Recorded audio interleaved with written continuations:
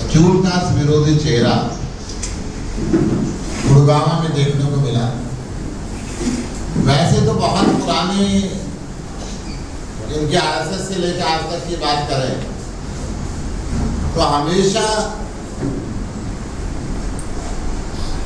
इस बिरादरी को बराबरी का हिस्सा देने में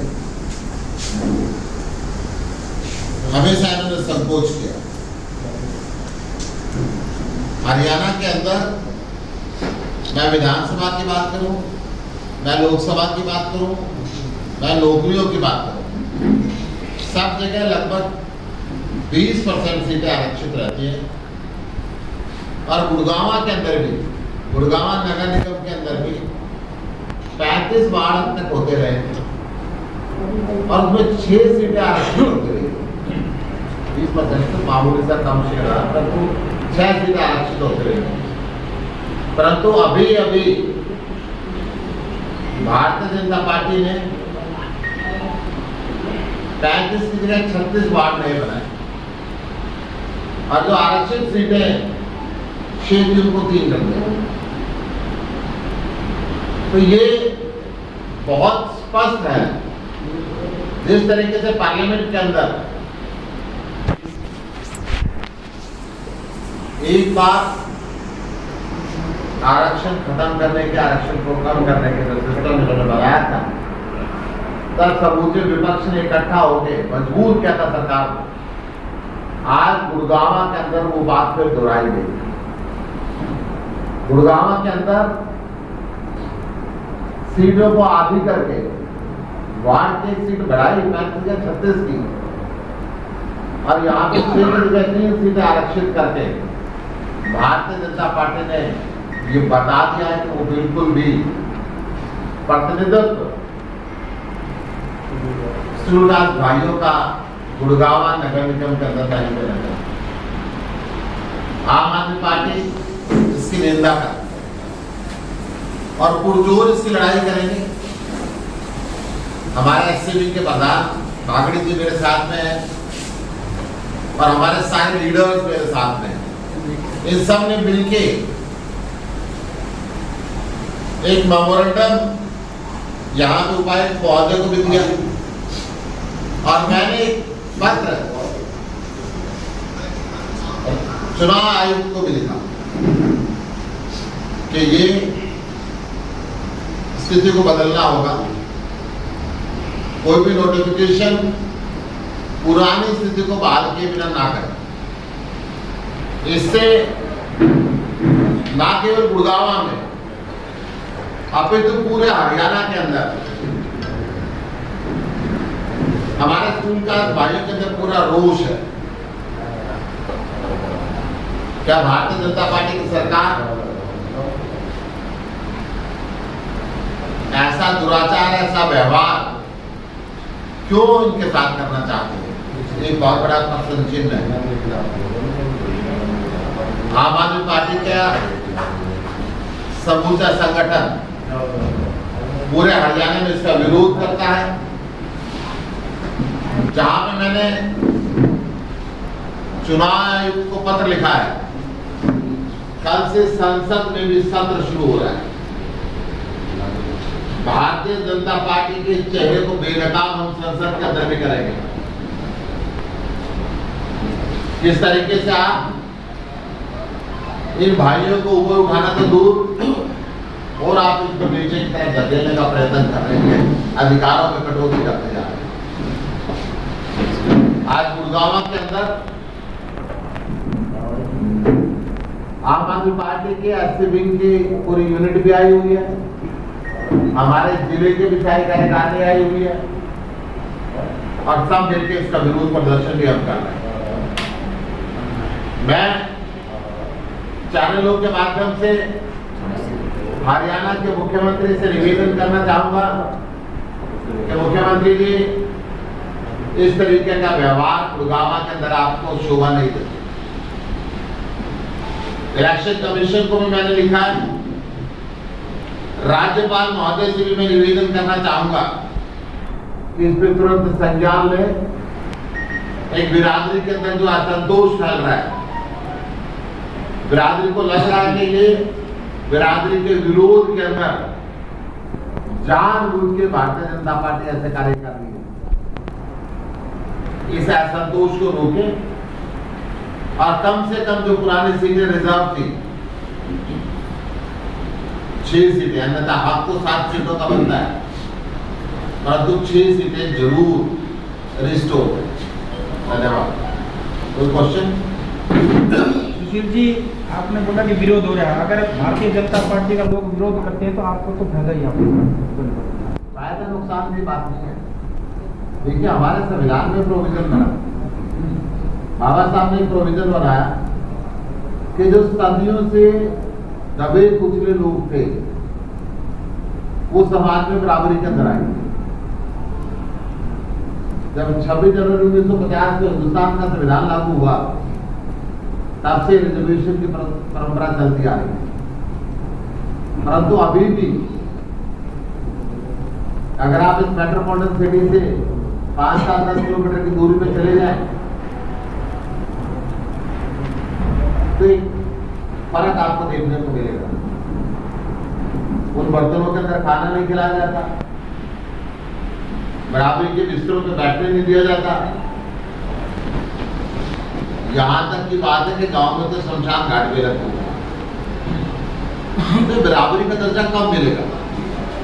जितने भी दुनिया के विकसित देश हैं वहां पे जाति और धर्म के नाम पर राजनीति नहीं होती, परंतु जब तक भारतीय जनता पार्टी और कांग्रेस काम की राजनीति के बजाय जाति और धर्म की राजनीति करते रहेंगे तब तक इस प्रकार के पुकाराघात हिंदुस्तान में होते हैं।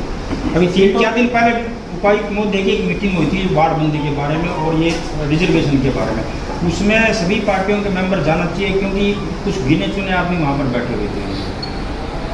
देखिए, हमारे पास जब भी निमंत्रण आता है जरूर जाते हैं। उपायुक्त महोदय को चाहिए कि हमारी अब राष्ट्रीय पार्टी है, हमें बुलाया जाए। तो सीटों पे रिजर्वेशन को लेकर क्या कोर्ट में भी आ जाएंगे?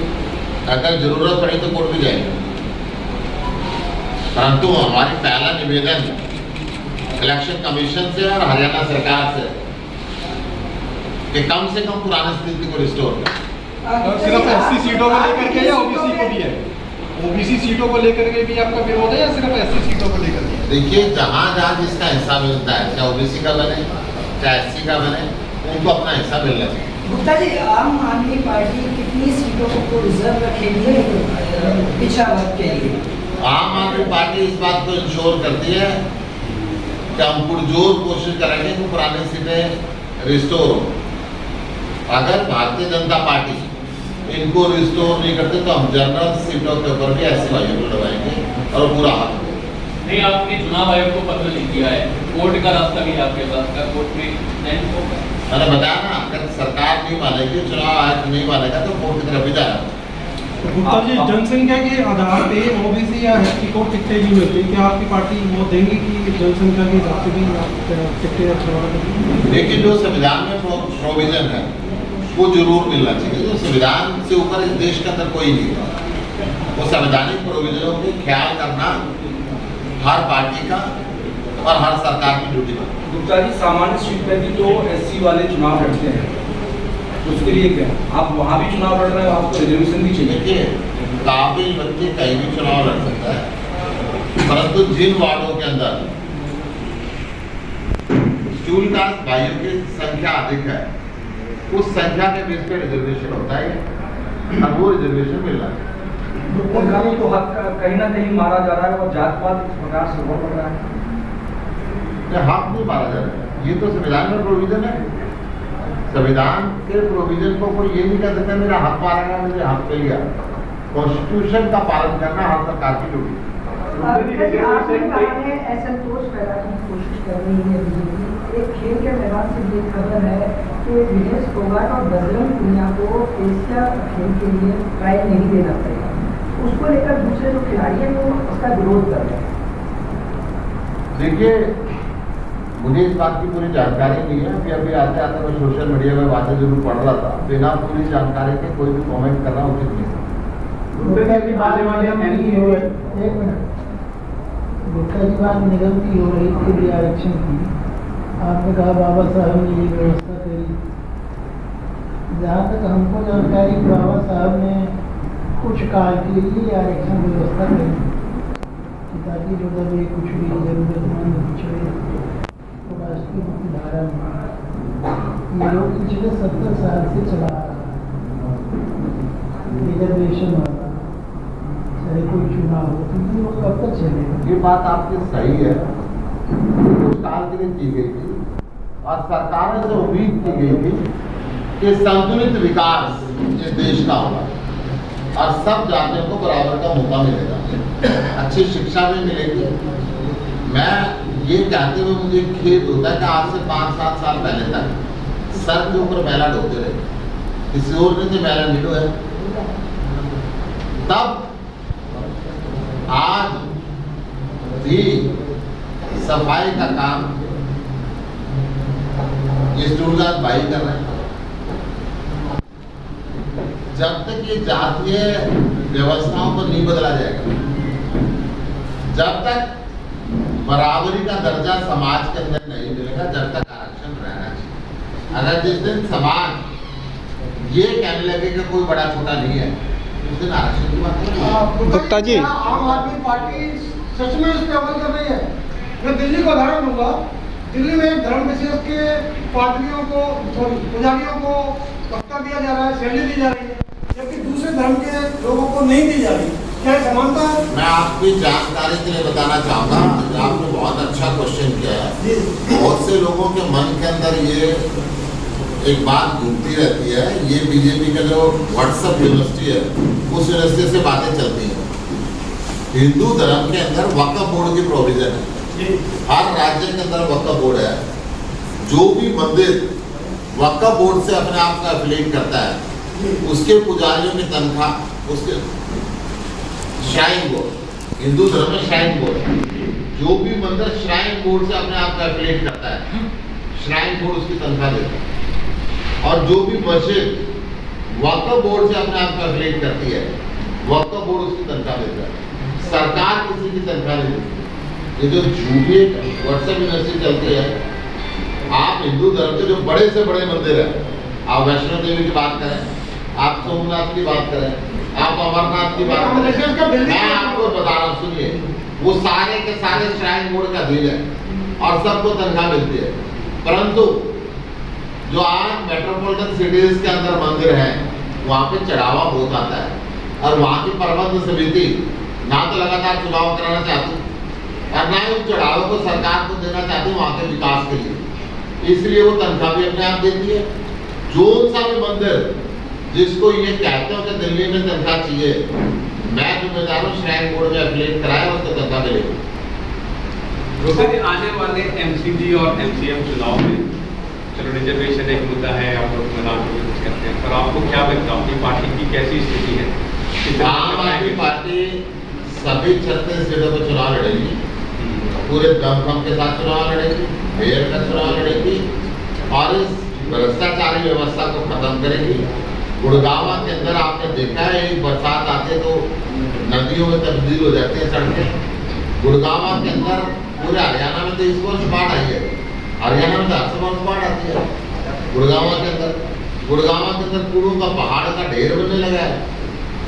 भारतीय जनता पार्टी का 15 साल दिल्ली के अंदर में म्युनिसिपल कॉर्पोरेशन का राज है, तो कूड़ों के पहाड़ जैसे गुड़गांव में बना रहे, वहाँ भी बड़े बड़े पहाड़ बना दिए।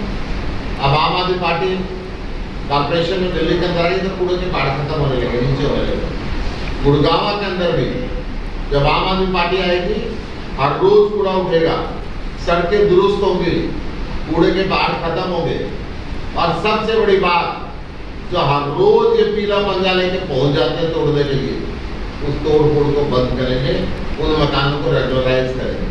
ना 300 मीटर की बात रहेगी, ना 100 मीटर की बात रहेगी। लोगों को जो अपनी जिंदगी की सारी जमा पूंजी लगा दी है, जैसे दिल्ली के अंदर पिछले 50 साल से अनऑथराइज्ड कॉलोनी के नाम पे पीला पंजा चला करता। जब आम आदमी पार्टी की सरकार आई तो सारी सड़कें पक्की कर दी, हर घर को बिजली दे दी, हर घर को पानी दे दिया, हर घर को सीवर सड़कों का सुविधा कर दी। इसी प्रकार गुड़गांव के अंदर भी जितनी भी पुरानी बनी बस्तियां हैं, उन सबको रेगुलराइज करेंगे। हर रोज भारतीय जनता पार्टी कि पीले पंजे से मुक्ति दिलाएगी। और जिस प्रकार केंद्र का इनका मंत्री राव इंद्रजीत जो गुड़गांव से सांसद है, रेवाड़ी की जनसभा में कहता है साहब बिना पैसे दिए हुए सरकार के अंदर एक काम नहीं होता है। अब चुनाव का वक्त आ गया है, कम से कम 1 साल के लिए तो पीले पंजे को बंद कर दो। हम ये परमानेंट बंद करेंगे, ऐसी बात नहीं करेंगे कि चुनाव सर बिहार आज आपने ऑब्जेक्शन लगाया है, ऐसे पार्टियां ऑब्जेक्शन लगाती रहेंगी, कांग्रेस लगाएगी और नगर निगम के चुनाव लेट होंगे, इससे जनता को कितनी प्रॉब्लम हो रही है। अभी बरसात में जनता की प्रॉब्लम को आप पार्टियां समझोगे। आप क्या चाहते हैं कि चुनाव भारतीय जनता पार्टी एक बार नगर निगम में पार्षद नहीं को प्रॉब्लम आप हो रही है। ये जो सीटें घटाई है ये भारतीय जनता पार्टी जानबूझ के चुनाव को लेट कराना चाहते हैं ताकि एक बिरादरी उत्तेजित हो और वो कोर्ट में जाओ, समय पर चुनाव ना हो। मैं बात दावे के साथ कहना चाहता हूँ कि भारतीय जनता पार्टी की ये सोची समझी साजिश है गुड़गांव के चुनाव को लेट कराने। सर दिल्ली में भी लेट चुनाव हुए थे, वजह क्या है वो भी बता दीजिए।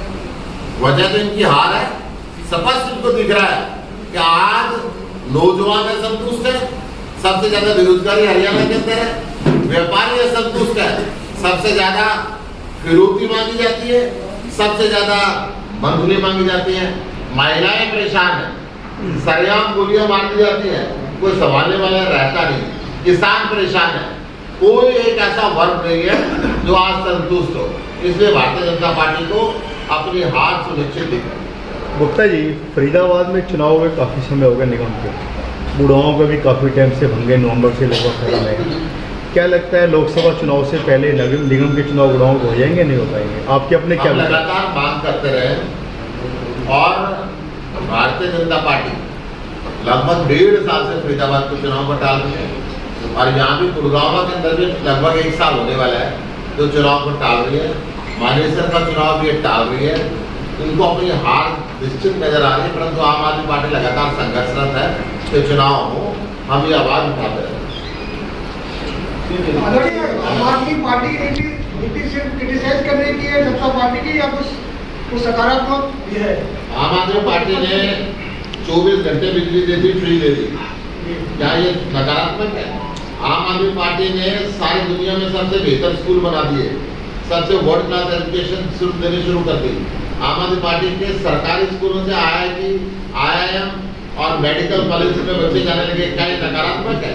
आम आदमी पार्टी ने हर मोहल्ले के अंदर मोहल्ला क्लिनिक खोल दिया, दवाइयाँ फ्री दे दी, 24 घंटे आधुनिक मशीनें और प्रशिक्षित डॉक्टर उपलब्ध करा दिए, क्या नकारात्मक है?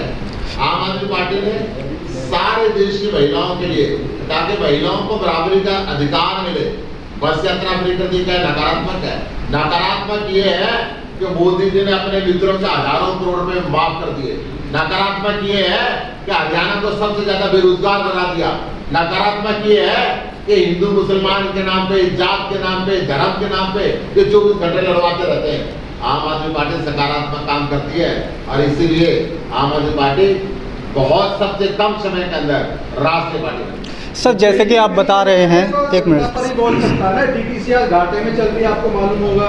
एडवर्टाइजमेंट के थ्रू पैसा लेना। आपको बता दूं पूरे देश के अंदर केवल एक सरकार है, आम आदमी पार्टी की सरकार, जो सब कुछ मुफ्त देने के बाद भी 8,100 करोड़ रुपए साल के कमाती है। और सरकार में आपकी जानकारी के लिए बता दूं, और हरियाणा कुछ फ्री नहीं देता, केवल भ्रष्टाचार देता है और 50,000 करोड़ रुपए साल का घाटा है। ये पब्लिक के ऊपर बोझ है कि किस चीज के ऊपर बोझ है? इन नेताओं का मकान बढ़े जाते हैं, इनकी कोठी बड़ी हो जाती है, इनके ऑफिस एयर कंडीशन बन जाते हैं। गुड़गांव के अंदर गुरुकुलम 1 साल के अंदर बन गया, 5 साल से सिविल हॉस्पिटल टूटा हुआ है, नहीं बन रहा। यहाँ पे बस स्टैंड 7 साल से टूटा हुआ है, आज तक नहीं बन रहा। क्या ये इनको दिखता नहीं जनता को कि भ्रष्टाचार में सारा पैसा इनकी जेब के अंदर जा रहा है और गुड़गांव और हरियाणा के लोग परेशानी महसूस कर रहे हैं? सर एक मिनट, आपने कहा कि 6 सीटों से 3 सीटें कर दी, जैसे कि बिहार के अंदर जाति जनगणना को लेकर के अभी मुद्दा जो गरमाया था, तो आम आदमी पार्टी इसको लेकर के अपना क्या रुख देती? देखिए, आम आदमी पार्टी ये कह रही है जो संविधान का प्रोविजन है वो लागू होना चाहिए, वो कहीं जातीय जनगणना देश के अंदर होनी चाहिए। जो संविधान का प्रोविजन है जी, जो कॉन्स्टिट्यूशन का प्रोविजन है वो लागू होना चाहिए। यदि निगम चुनाव समय पर हो जाते हैं, आम आदमी पार्टी कितनी पूरी तैयार है, थोड़ी बहुत कमी? आम आदमी पार्टी पूरी बहुमत के साथ चुनाव जीतेगी, निगम के अंदर भी आने वाली